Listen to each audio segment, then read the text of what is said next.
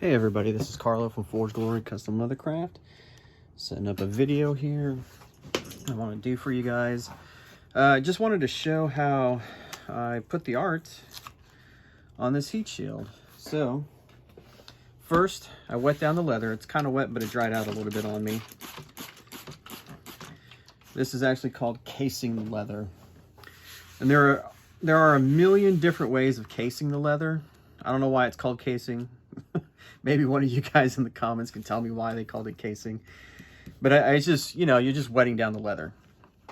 And so you wet it down. I just use a regular spray bottle, just full of water.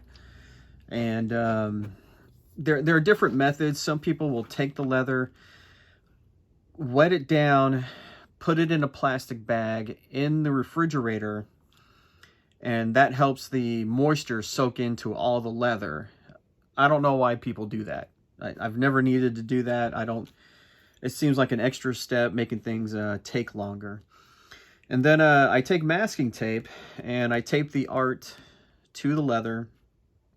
I print out, now usually whatever you send me, I just print it out, slop it on top, and there we go. Or some of these are drawn, I've drawn them myself. There are different methods, but I always print them out, and then the paper, I just cover it in tape on both sides so the paper doesn't fall apart because of the water that was used to case the leather. And then I just trace it. It makes it a lot easier and a lot faster than trying to completely draw it out myself. And the faster I go, the less you guys gotta wait. And so I'm using this tool. It doesn't have a number on it, but this side has like a bulb end, which is good for going over this so it doesn't tear into it. If I use this end, it would tear into the, it would tear through the tape and cut up the stencil. Then I'd have to print it out again and make another one.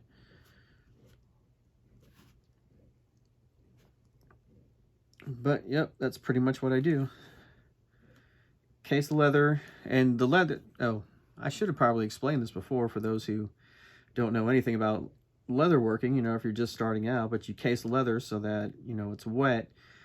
And so if you see up here, it'll make a little bit of a line there, but not as deep as when the leather is actually wet.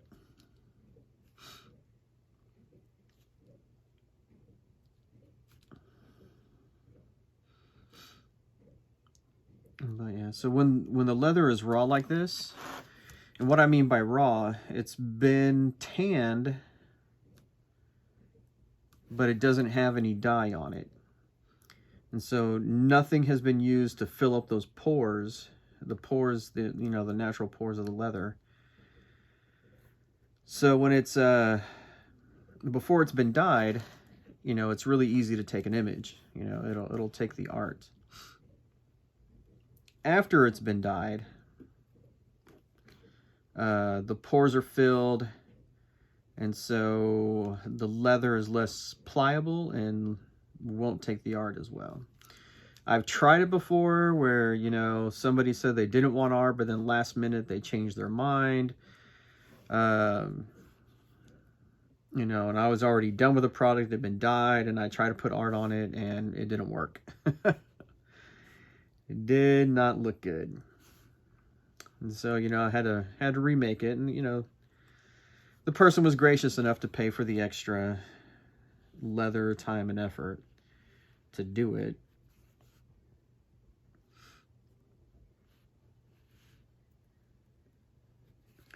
Because, I don't do these because I just think they're fun. It is fun. I love doing leather work, but if I don't make enough money at it, then why am I doing it? I have to make some money somehow, and if I'm not making money, then, there's no reason to do it. I can't sustain it. I can't buy the leather. I can't live. I can't feed my family, so he was gracious enough to say, yeah, it was my fault. I made him decide to do something else, and so he paid for the extra time and leather and everything.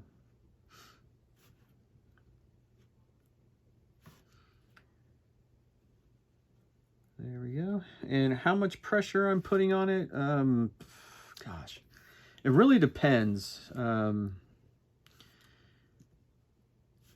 The pressure that is needed depends on how thick your stencil is, how deep of an image you want.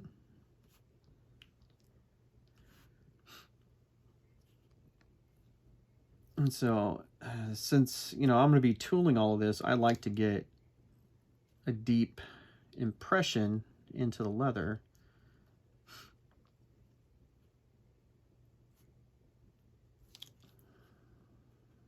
So, I do use quite a bit of pressure. And if you're not used to it, your hand will get tired. You will get hurt. You will get hand cramps. And, if you're doing a lot of them, if you're just doing like some simple stuff or whatever, but, in the beginning, until your muscles get used to it, you will have hand cramps. Let's see how that turned out. So what I do when I think when I think I've traced it all out and everything's looking good is I lift up part of it to make sure I got it all, and I see where I might have missed. See, I missed one right there.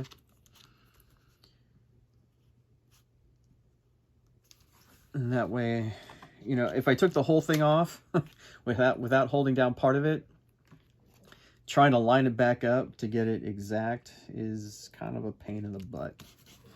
So I just lift up part of it at a time, check underneath.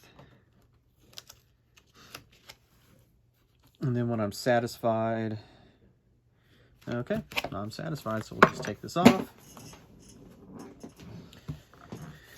Now those points where the tape was, it does raise it up a little bit. We can just smooth it down. Right now, because it didn't have any moisture on it, it's looking that way, but it'll smooth down and look fine. And then I use my swivel knife.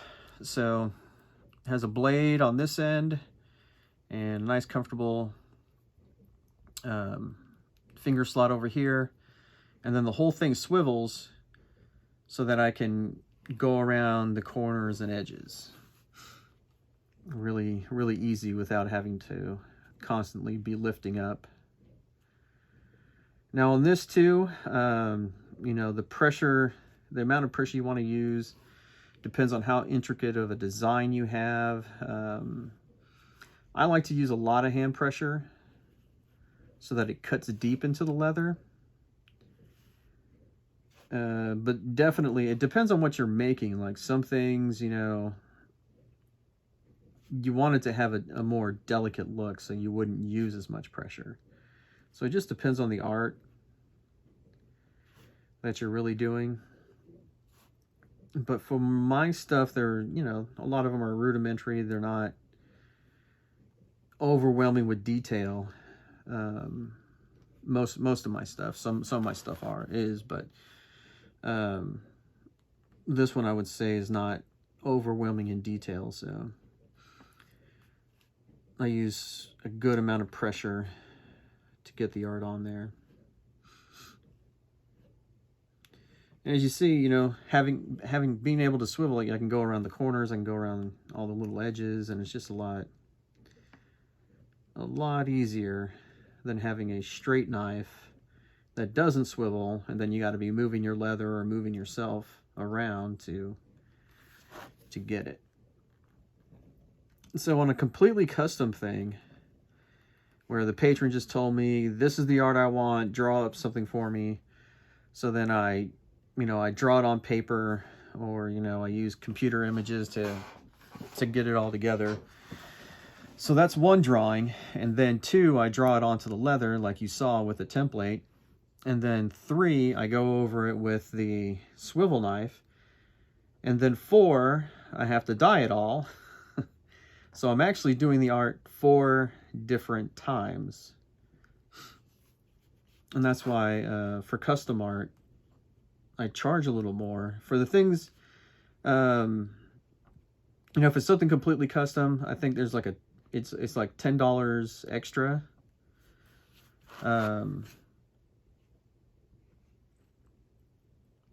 But for the things where, it's set, it's on the website, this is an art I make a lot of, and a lot of people enjoy this art. Like this one. This is one of those where there's no extra charge for doing this art because I already have the template made. It's already saved in the computer. I can print it out whenever I want. There's really no extra work going into it.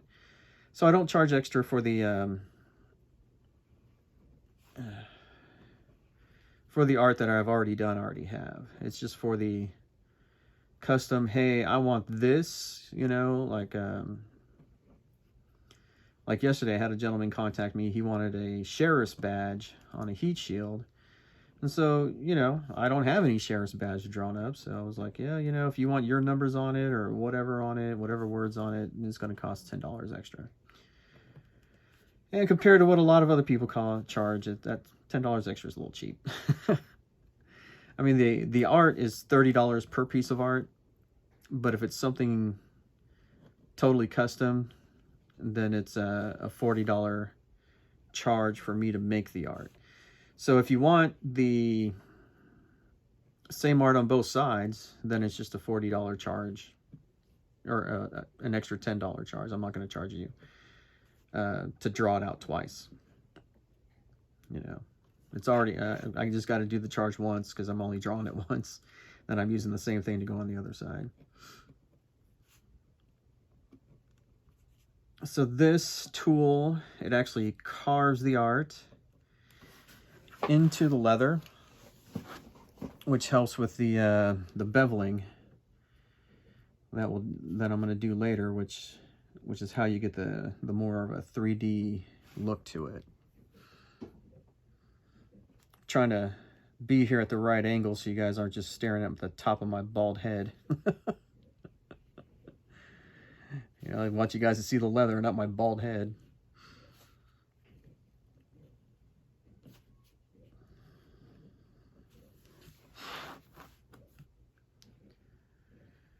So my my history with art, or training with art, mainly came from college, where I had to take some art classes. So I went to college to become an architect. I went for a couple years, and you know, I never became an architect. I didn't finish college. I was working as a chef, or as a cook, really, to put myself through college, and I found out that chefs made as much or more than architects. And to be a chef, I could do an apprenticeship, and I didn't have to pay for college. So I could make as much money, if not more, as a chef than as an architect, and I didn't have to pay anything to do it. So I decided, I'm going to be a chef. And I was a chef until I was 28 years old, when I decided to join the Army. I got all patriotic and whatnot, watching other people do for me what I could have done for myself. So I took about a year, got myself in shape, and then I went and enlisted. I'm pretty sure when I first went into the recruiter, and he looked at me and he was like, yeah, you're out of shape, buddy. Oh, I forgot this part of the art where the feather goes, so I'm just gonna have to figure that out. Let's see. Here we go. That looks good. The feathers they have.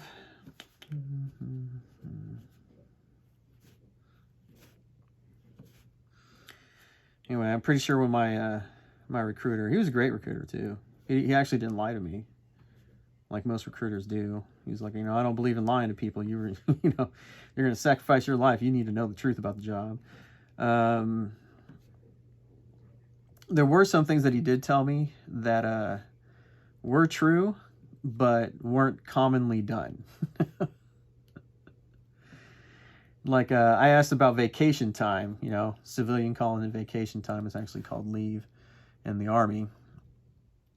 And he's like, oh yeah, you know, you can put in your leave whenever you want, for whenever you want, because, you know, my parents like to take vacations, and I wanted to go with them. Little did I know that there's this thing called block leave that a lot of units like to do, where it's like, okay, this is, this is when we don't have training, so this is when you guys can put in your leave. And yeah, I could submit my leave whenever I wanted to, but it doesn't mean I was going to get it.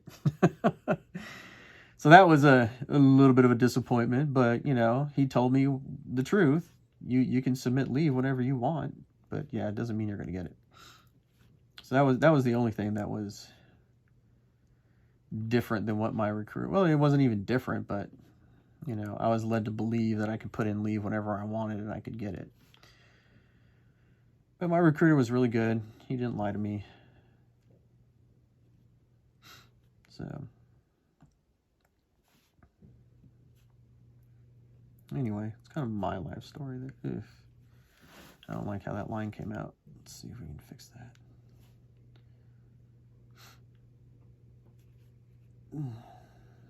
I got shorter lines on the other side. There we go.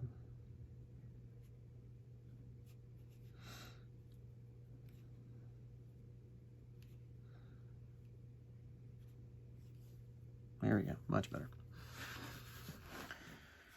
So anyway, yeah, so that's where I learned how to do art, was in art classes that I had to take for being an architect. If you're going to be drawing buildings and have them aesthetically pleasing, you had to learn a little bit. And it was a good time. I mean, the skills that I learned, even though I never became an architect, helped me out as a chef, design, making things looking aesthetically pleasing, and helped me in this job too.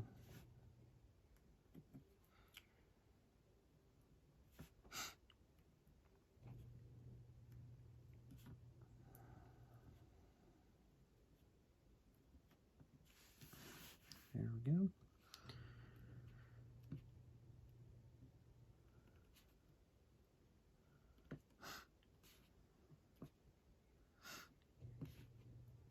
How to frame things to capture the eye, all that good stuff.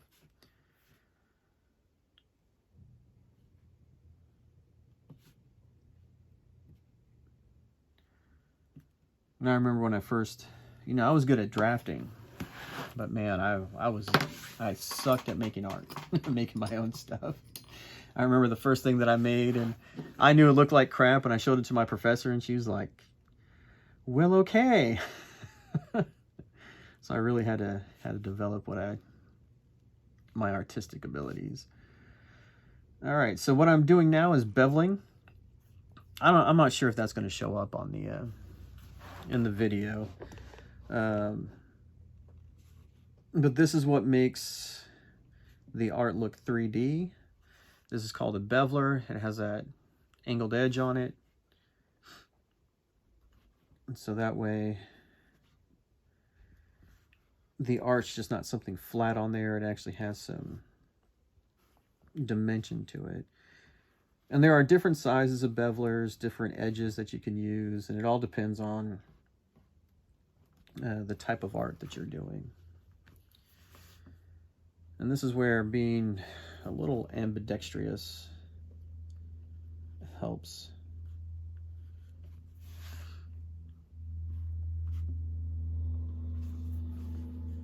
For the more rudimentary things like this, where you're pretty much just doing the outline. One size of bevel, use of the whole thing is a good way to go. So the way that I do my beveling is with hand pressure. And so there are some people, who what they'll do is they'll take their maul or mallet. I like to use a maul because it's a lot more comfortable. And what they do is they'll do this.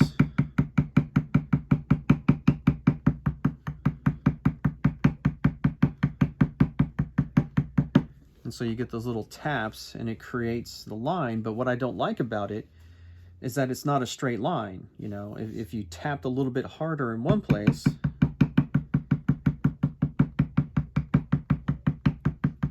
then you get kind of like a wrinkled line instead of like this straighter line. So when it's stuff like that, I just like to use hand pressure instead of using the mallet or maul to do it.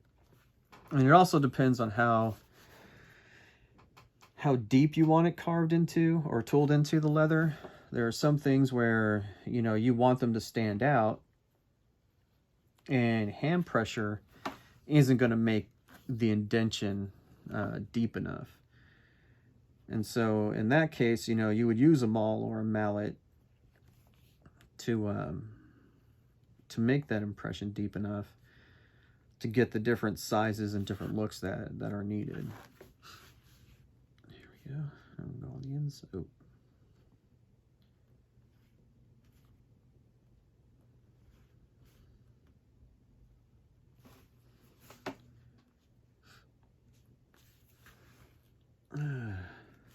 Did I count the tooling when I was first talking about how many times I have to go over the art? Did I count the tooling? I don't know. So it's drawing it out, drawing it onto the leather, using the swivel knife. So that's 3. No, drawing it out, drawing it onto the leather, using the swivel knife, and then tooling it. That's 4, and then dyeing it. So yeah, over each piece of leather, I think I missed that part when I first talked about it earlier.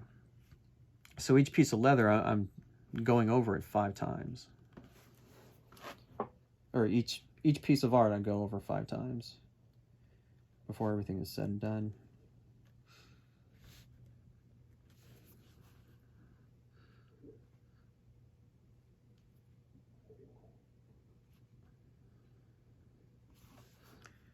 Our art process, you know, I always say it's kind of like getting a tattoo.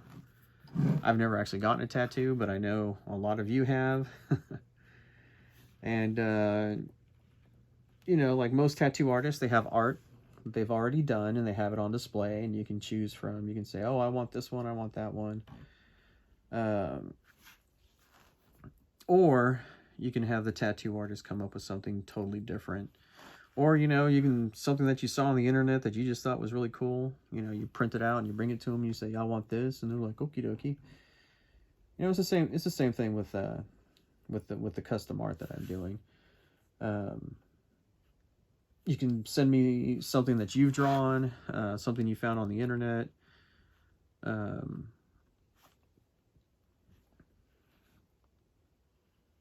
Or just describe what you want and I'll figure it out and draw it up for you.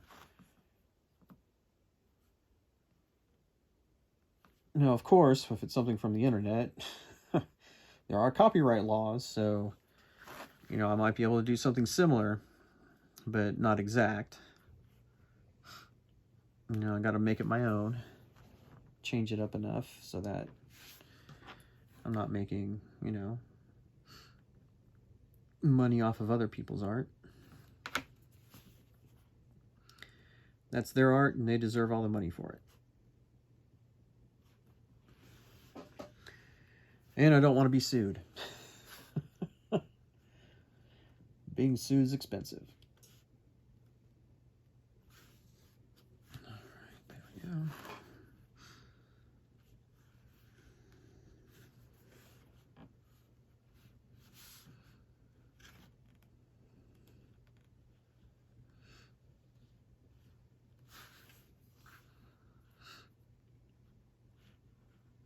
Almost done.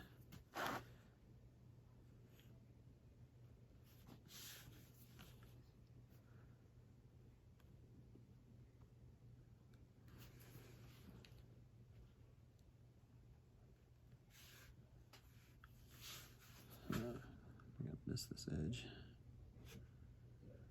And when I think I'm done, I take a look at it, make sure I got all the edges, make sure it's all good. This part, I'm not going to tool this because those, you know, these actually represent strings, and so that'll just be dyed to make it look that way. But folks, and so now what I have to do is, since this leather is wet, it's damp, I have to let it dry. And it has to completely dry before I dye it, because the water fills in those pores, and then the dye that I put on it will not go into the pores if it's already full. So the dye has to be drawn into the pores, and that's done with alcohol that's in the dye. So that way it gets deeper down in there. So I have to wait till this is dry before I dye it. So luckily for this, you know, it has another side. I'll put the art on this side, and then, you know, I'll put it off to this side and work on something else while this is drying. And then once it's dry, I'll put the art on. Well, folks, I hope you enjoyed the little video I was doing here. You know, for those who are learning this craft, you know, I hope it was informative as to how I do things. You know, different artists do things differently, but that's how I do it, and I hope you guys enjoyed it. Remember, here at Forged Glory, we're all about the leather, your design, and my shop coming together to make some awesome products. Have a good day.